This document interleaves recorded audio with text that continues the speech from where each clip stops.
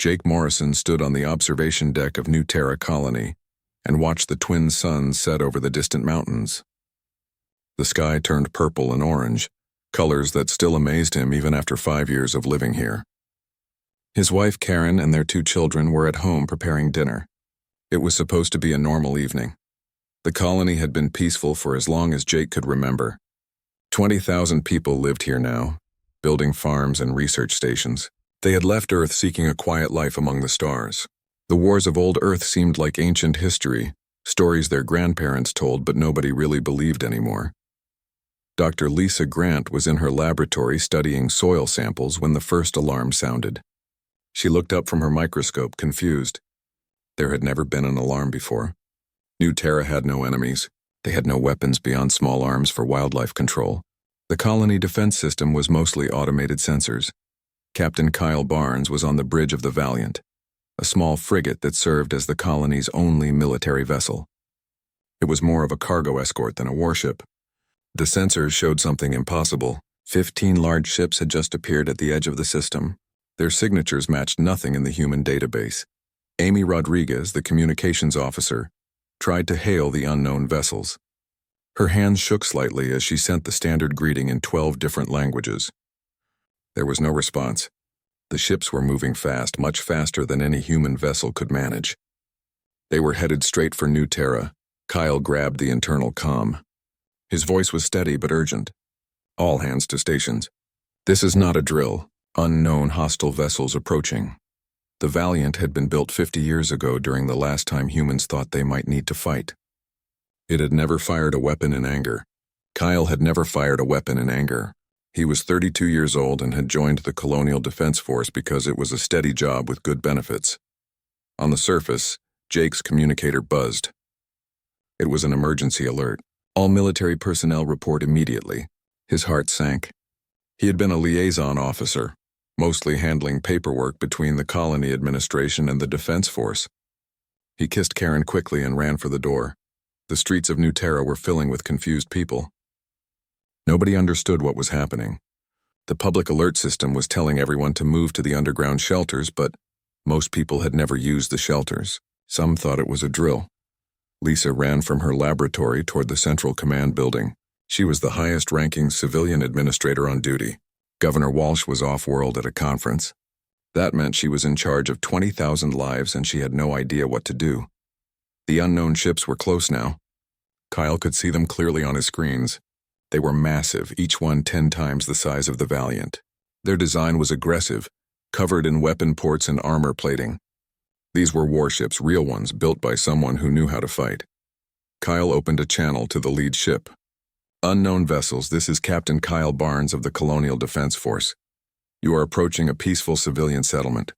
Please identify yourself and state your intentions. The response came in perfect human language. The voice was cold and reptilian. Your species has encroached upon territory claimed by the Zinthar Dominion. Your presence here violates our sovereign sphere. This cannot be tolerated. Kyle felt his blood turn cold. We had no knowledge of any territorial claim. This system was empty when we arrived. We can negotiate. Please, we have civilians here, families, children. There was a pause. Then the alien voice spoke again. Your ignorance is not our concern. The Dominion has decided to send a message. Your colonies will serve as an example to others who might challenge our supremacy. You have 1 hour to evacuate. After that, we will commence bombardment. 1 hour. Kyle looked at his tactical display. New Terra had 6 shuttlecraft and 2 small transport ships. Even working at maximum capacity, they could evacuate maybe 500 people in an hour. 20,000 lived in the colony. The math was simple and horrible. Lisa reached the command center and immediately began coordinating the evacuation. Priority was children and pregnant women. The underground shelters could hold maybe 8,000 if they packed people in. It was not enough. It would never be enough. Jake arrived at the military complex and found chaos. There were only 40 military personnel on New Terra, and most of them had never seen combat. They were clerks and technicians and part-time volunteers. They looked at Jake with frightened eyes, waiting for someone to tell them what to do. Kyle made his decision. The Valiant was no match for the Zinthar fleet, but maybe he could buy some time. He ordered his crew to move the frigate between the colony and the approaching warships. It was a symbolic gesture at best. The Valiant's weapons could barely scratch the hull of one of those massive ships. The hour passed like seconds. Lisa managed to get 4,000 people into the shuttles and transports. Another 7,000 made it to the underground shelters. The rest were still on the surface, running, trying to reach safety that did not exist. Jake stood in the command center next to Lisa. Through the windows, he could see people streaming toward the shelters. Somewhere out there, Karen was with their children. He had sent them to Shelter 3. He hoped they made it. The Zinthar fleet opened fire exactly 1 hour after their warning. The first salvo struck the northern residential sector. The explosions were visible from space, massive fireballs that consumed entire city blocks in seconds. The ground shook beneath Jake's feet.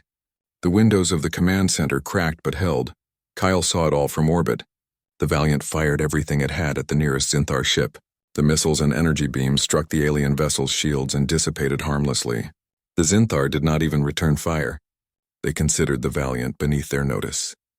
The bombardment continued for 3 hours. The Zinthar ships methodically destroyed every structure on the surface of New Terra. Residential areas, farms, research stations, schools, hospitals. Nothing was spared.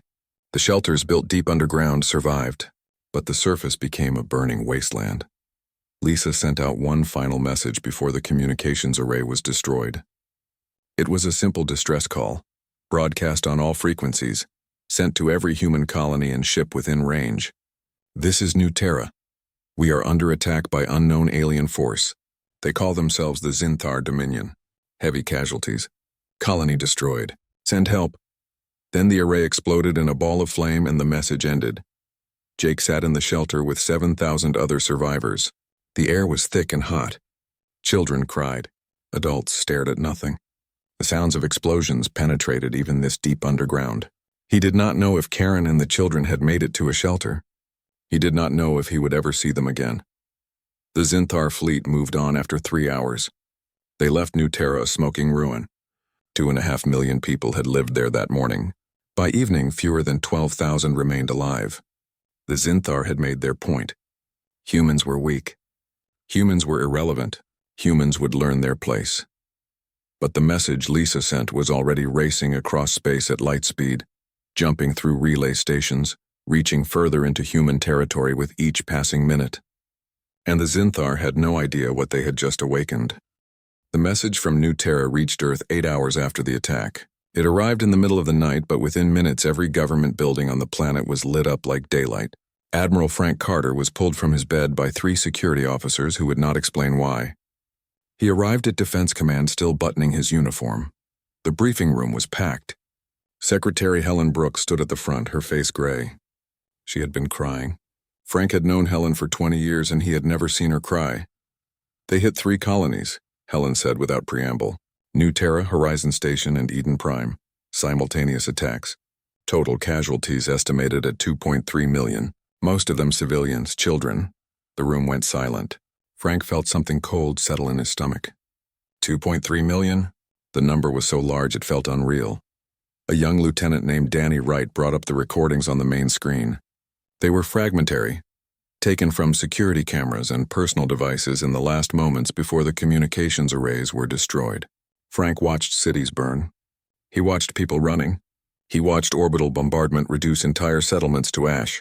Who did this? Someone asked. They called themselves the Zinthar Dominion, Helen replied. We have no prior contact with them. No diplomatic relations. No warnings. They simply appeared and started killing. Dr. Paul Jensen, an elderly historian who served as an advisor to the Defense Department, stood up slowly. He looked around the room at the young faces. Most of them had been born after the last war. They had grown up in an age of peace. I need to show you something, Paul said.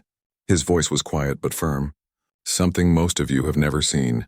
He brought up old footage on the screen. Grainy black and white images from Earth's 20th century.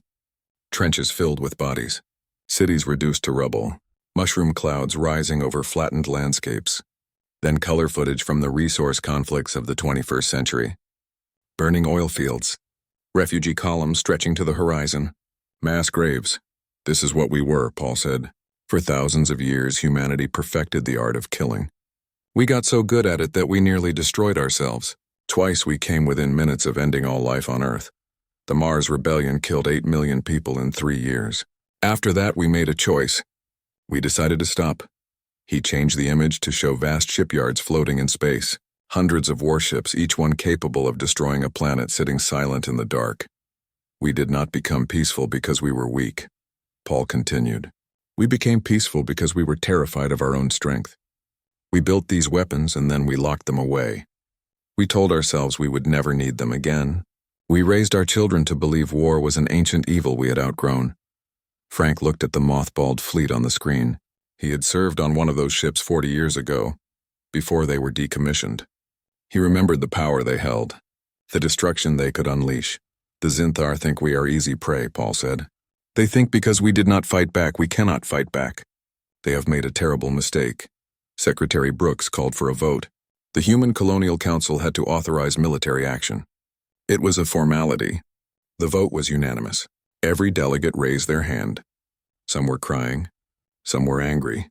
All of them agreed. Admiral Carter received his orders in writing. He read them twice to make sure he understood. He was authorized to activate the Sleeping Dragon Protocol. Every mothballed warship would be brought back online. Every retired military officer would be recalled. Every shipyard would begin production at maximum capacity.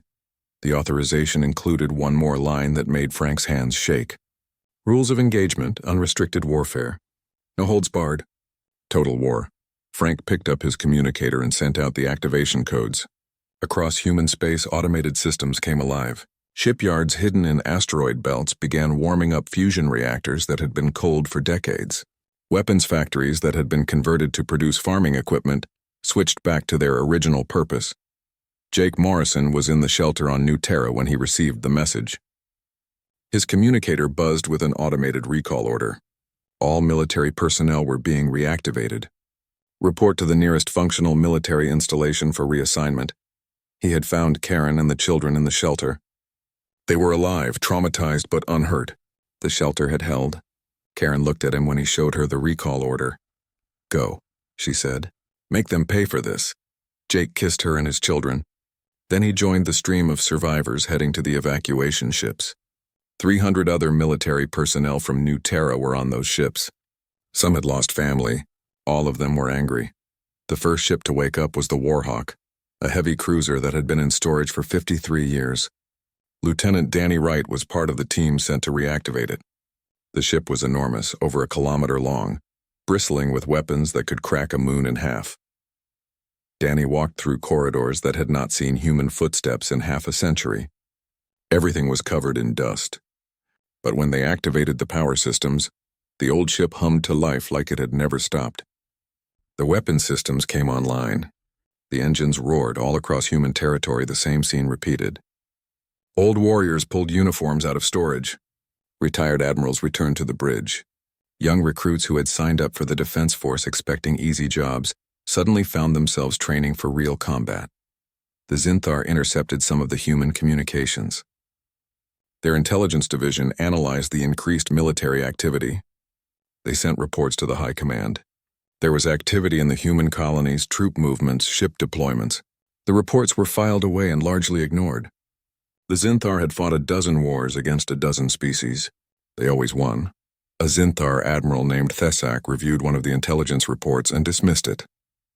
The humans are posturing, he told his staff. They have some old ships and untrained crews. Let them come. We will sweep them aside as easily as we destroyed their colonies. On Earth, Admiral Carter stood in the command center and watched his fleet assemble. Ships were arriving from every corner of human space. Some were new, rushed from the production lines. Most were old, pulled from storage and refitted. But they were operational. They were armed, and their crews were ready. 3 months after the attack on New Terra, the human fleet was complete. 847 warships. From small corvettes to massive dreadnoughts, the largest fleet humanity had assembled in over a century. Frank received a communication from the Zinthar Dominion. A delegation wanted to discuss terms. They were offering humanity a chance to surrender, to accept Zinthar authority over the disputed territories. The terms were generous, the message said. Very reasonable. The alternative would be the complete destruction of all human colonies. Frank recorded his response personally. He wanted the Zinthar to see his face when he said it. You came to our homes. You murdered our families. You thought we were weak because we chose peace. You were wrong. You wanted to see what humans are capable of. Now you are going to learn. This is not a negotiation. This is not a warning.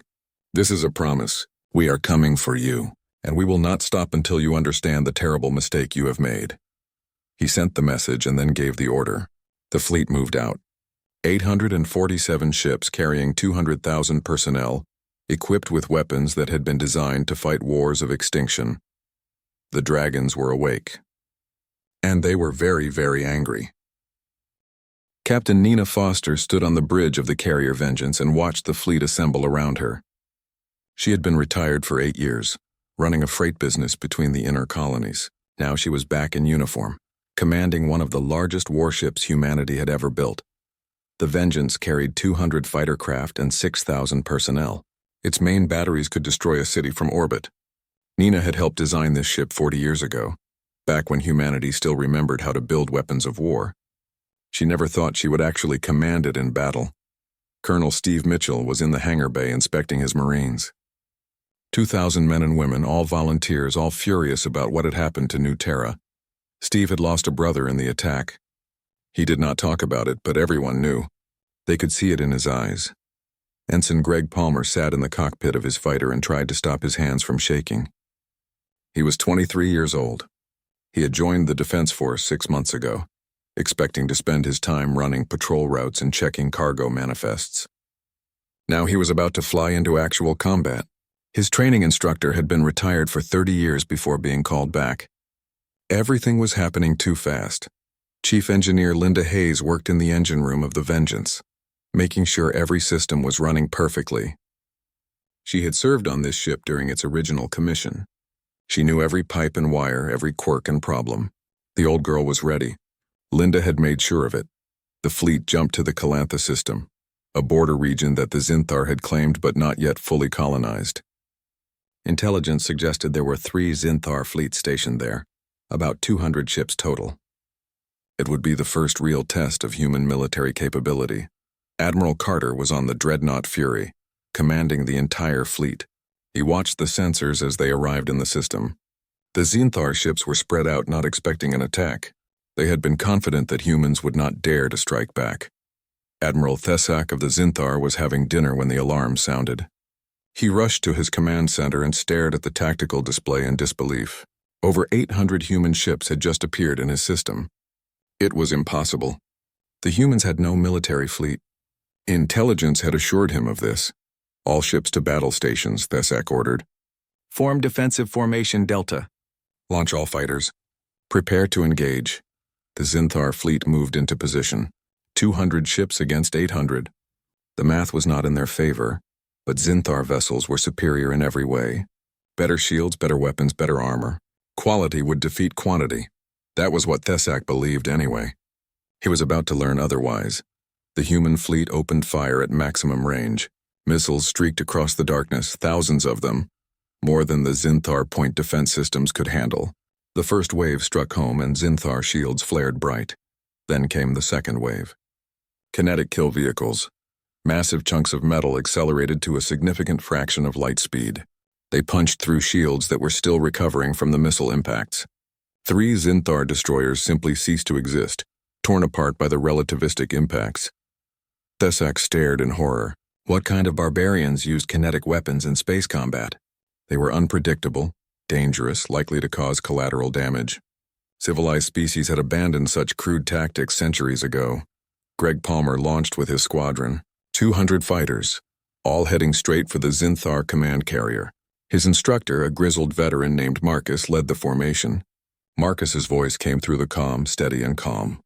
Remember your training. Stay in formation, watch each other's backs, and for the love of everything, do not freeze up when you see them. They are just targets. Expensive, ugly targets. The Zinthar fighters met them halfway. The dogfight was chaotic and brutal. Greg fired his weapons on instinct, barely thinking, letting his training take over. He saw a Zinthar fighter explode. He did not know if it was his kill or someone else's. The human fighters employed tactics the Zinthar had never seen.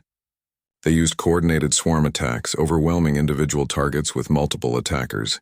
They used their smaller size to dart in close where the bigger Zinthar ships could not track them effectively.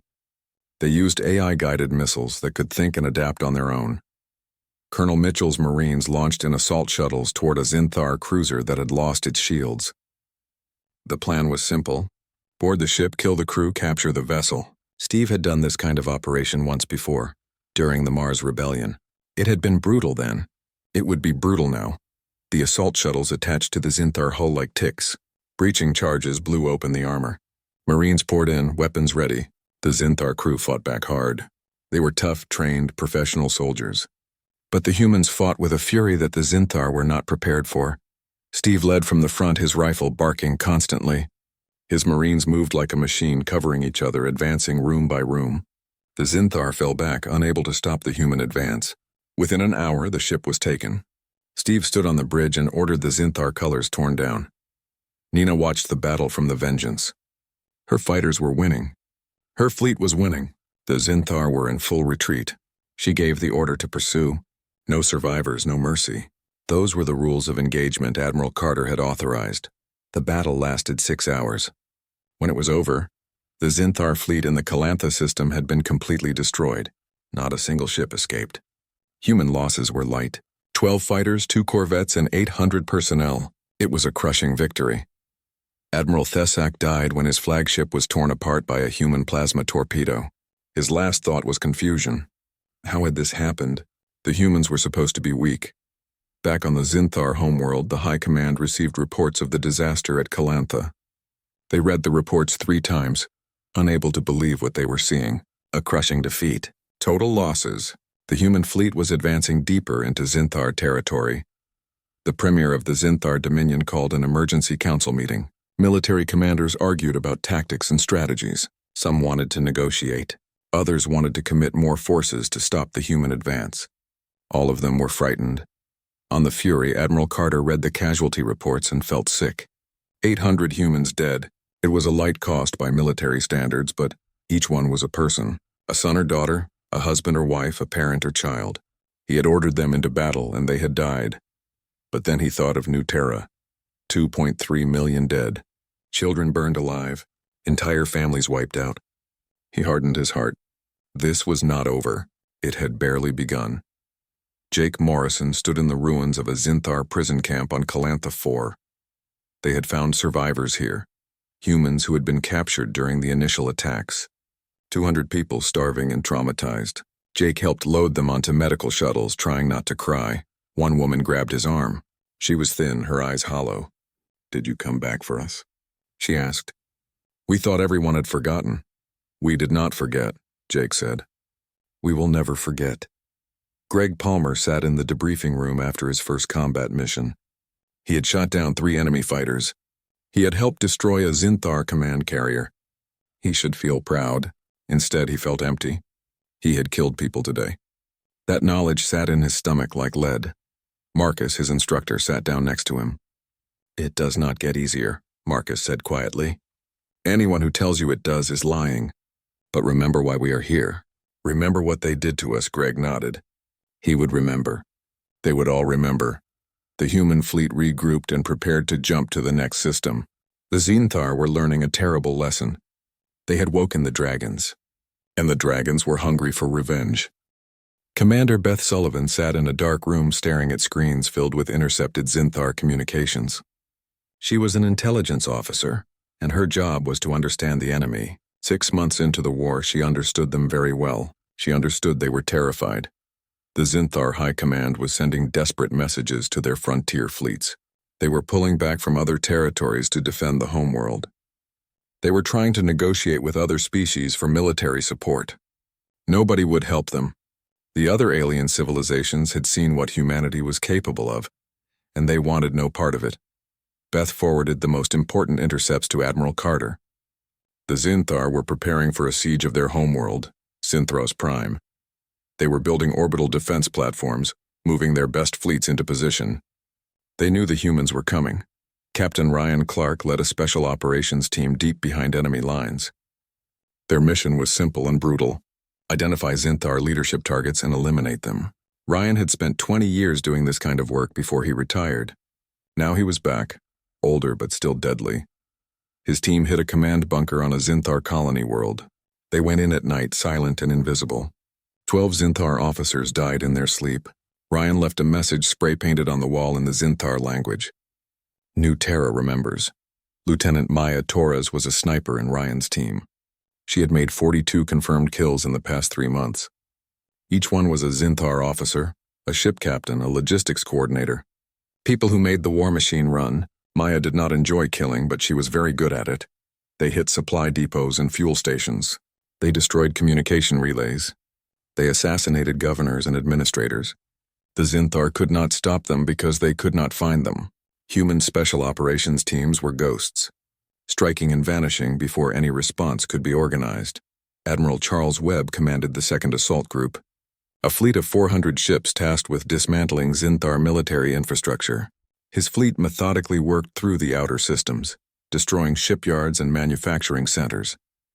Every facility that could build or repair Zinthar warships was turned into rubble. Charles was 62 years old. He had 3 grandchildren on New Terra, had past tense. They died in the attack. His daughter survived, but she would never be the same. Charles did his job with cold efficiency. Every Zinthar facility he destroyed was one less threat to human colonies. The Zinthar attempted to negotiate. Their premier sent a message directly to Earth, broadcast on all frequencies. They were willing to discuss a ceasefire, to establish boundaries, to pay reparations.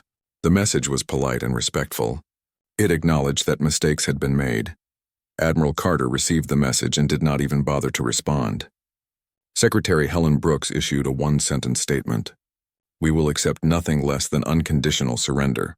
The Zinthar tried to buy time by releasing human prisoners. 2,000 survivors from the initial attacks were sent back in medical ships. Jake Morrison was there when the first ship arrived. He searched through the survivors hoping to find someone from his unit. He found 6. Out of 200.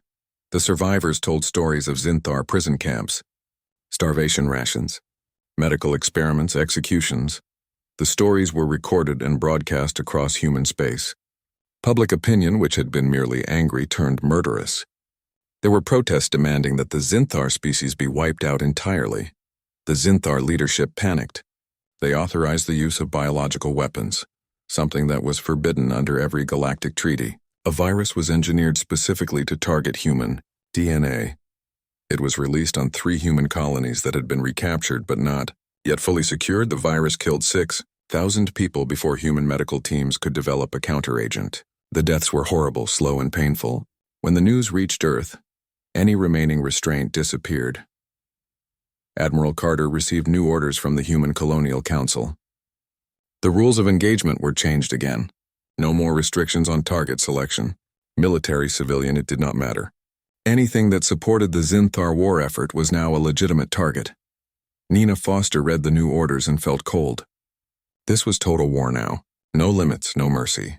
She thought about protesting, about questioning the orders. Then she thought about New Terra, about 2.3 million dead. She gave the orders to her fleet. The human fleet began targeting Zinthar economic infrastructure, factories, power plants, transportation hubs. If it kept the Zinthar economy running, it was destroyed.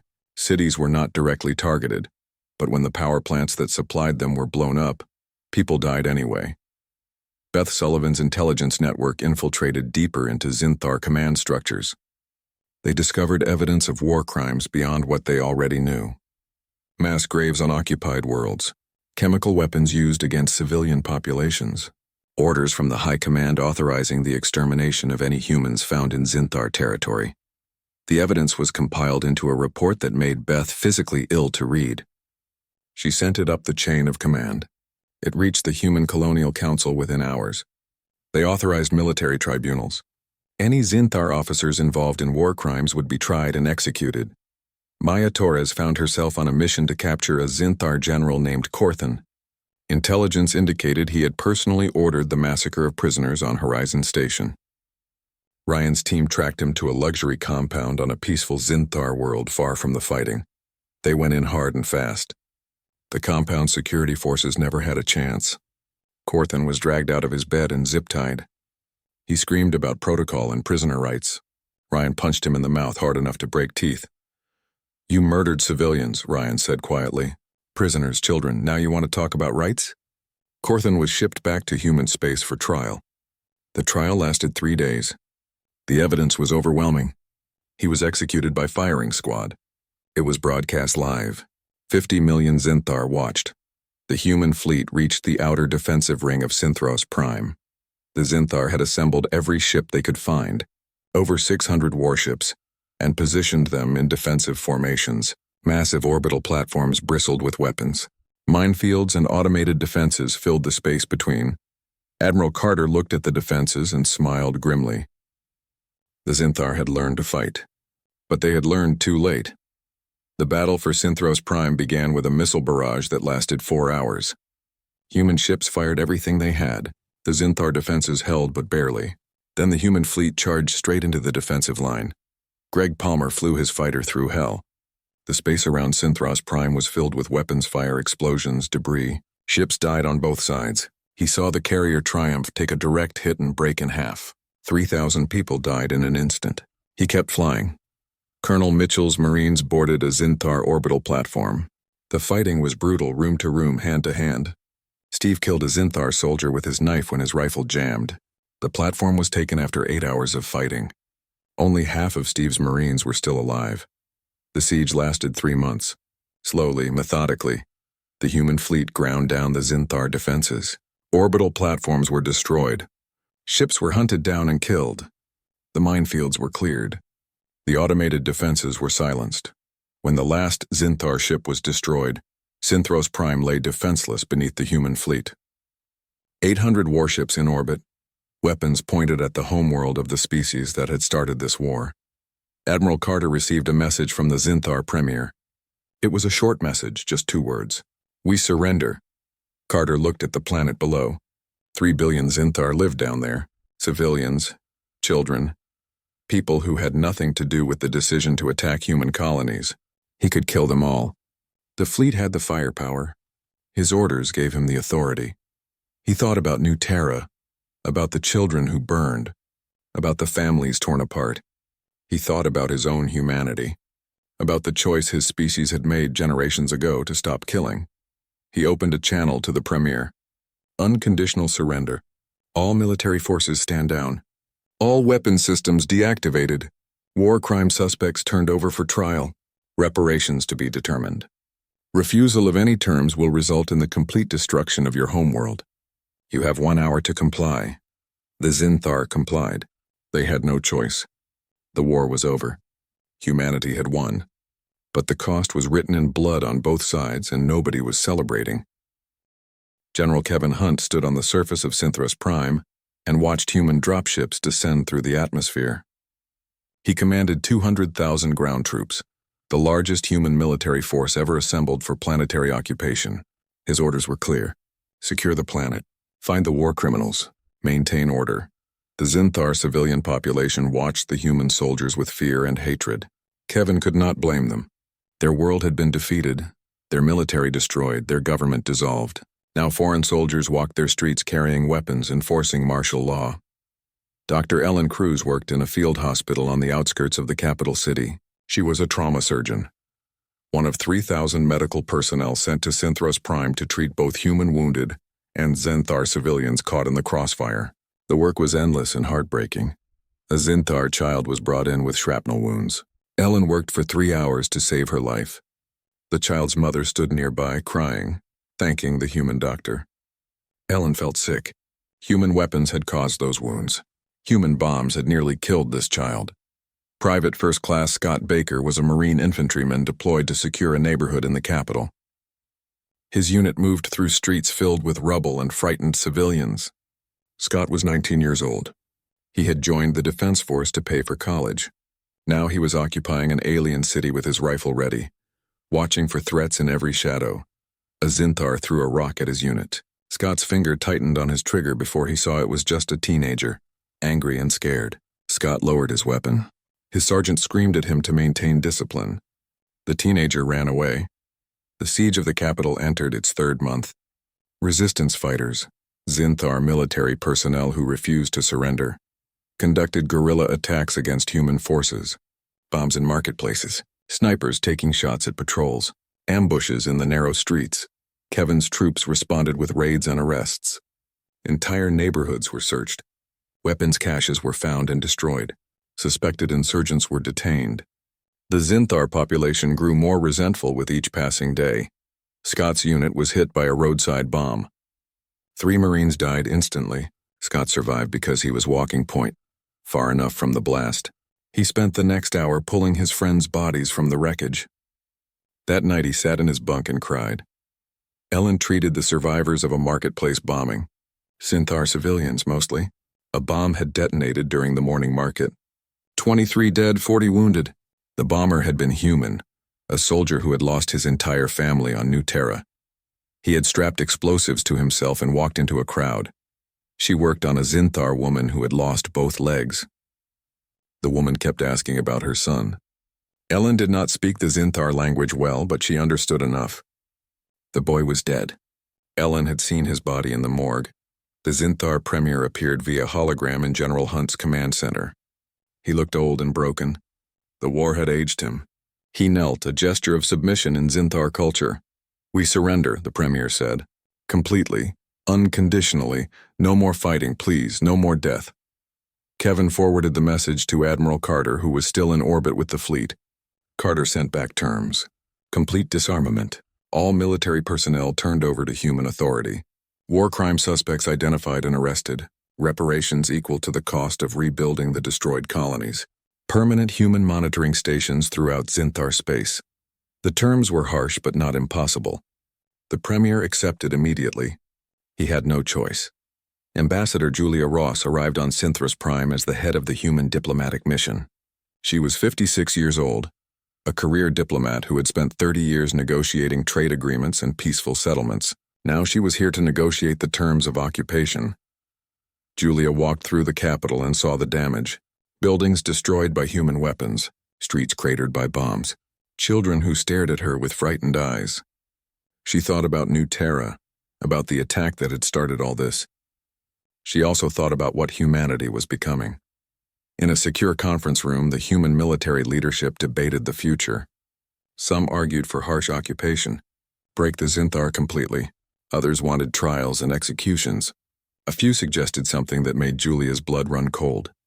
Permanent subjugation. Turn the Zinthar into a subject species, controlled and monitored forever. "They attacked us without provocation," said one general. "They murdered millions. They deserve whatever we do to them. And if we do that, what does it make us?" Julia asked. "We fought this war because they were the aggressors. If we become the oppressors, have we not become exactly what they were?" The debate raged for hours. Finally, Admiral Carter made the decision. "We will be harsh but fair. Justice, not revenge. Occupation, not subjugation. We will show them the mercy they did not show us because that is who we are." Not everyone agreed. A faction within the military, led by officers who had lost family in the initial attacks, argued for total war. Some threatened to disobey orders. Carter relieved them of command and sent them home. He would not allow his forces to become monsters. Beth Sullivan's intelligence teams brought evidence of the Zinthar decision-making process. The attack on human colonies had been ordered by a military cabal, a group of 12 high-ranking officers who believed the Zinthar Dominion needed to demonstrate strength. The civilian government had been consulted but not really informed of the full plan. "They told us the colonies were barely defended," the premier said in his testimony, "that it would be a quick strike to establish territorial claims. They said minimal casualties. We were fools to believe them." Julia read the transcripts and felt her anger cool slightly. The Zinthar leadership had been incompetent and negligent, but not all of them had been deliberately genocidal. The military cabal, however, had known exactly what they were doing. The 12 officers were arrested and put on trial. The proceedings were broadcast across both human and Zinthar space.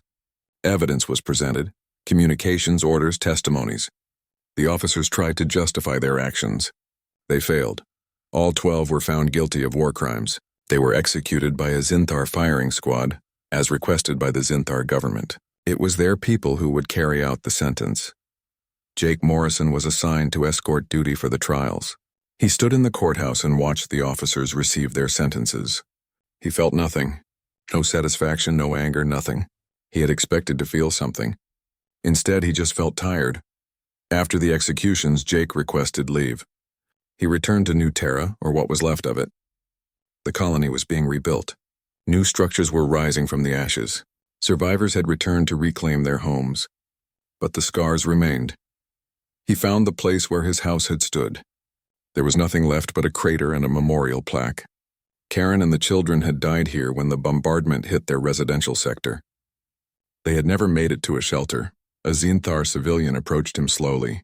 The alien was old, wearing simple clothes. He carried flowers. "I am sorry," the Zinthar said in broken human language. "My people did this. I did not want this. Many of us did not want this." Jake looked at the alien. He saw genuine remorse in the creature's eyes. He thought about killing him. He thought about screaming at him. Instead, he just nodded.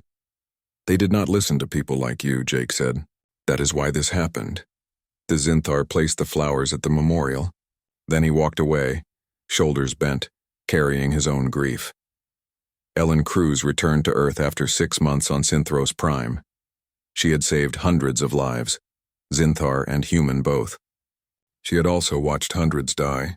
She submitted her resignation from military service. She could not do this anymore. Secretary Helen Brooks gave a speech to the Human Colonial Council. It was broadcast across all human space and sent to the Zinthar government as well. "We have won this war," Helen said. "We have defeated an enemy that attacked us without mercy. Now we face a choice. Do we become what they were? Do we rule through fear and oppression? Or do we remember why we chose peace in the first place?" She paused, looking at the assembled delegates. "I propose we choose mercy. Not because they deserve it, but because we do. We will demand justice. We will require reparations. We will ensure this never happens again. But we will not become the monsters they feared we were." The vote was close. Many wanted harsher terms. Many wanted permanent occupation. But in the end, mercy won. By a slim margin, humanity chose to be better than its enemy. The Treaty of New Terra was drafted. It required complete Zinthar disarmament, war crime trials for all responsible parties, 50 years of reparations, human monitoring stations, but it also established a path to eventual independence and normalized relations. Greg Palmer attended the treaty signing as part of the honor guard. He wore his dress uniform with the medals he had earned. He had shot down 23 enemy fighters. He had helped win the war. He still had nightmares about the people he had killed. After the ceremony, he went home and never put on the uniform again. He had done his duty. Now he wanted to forget.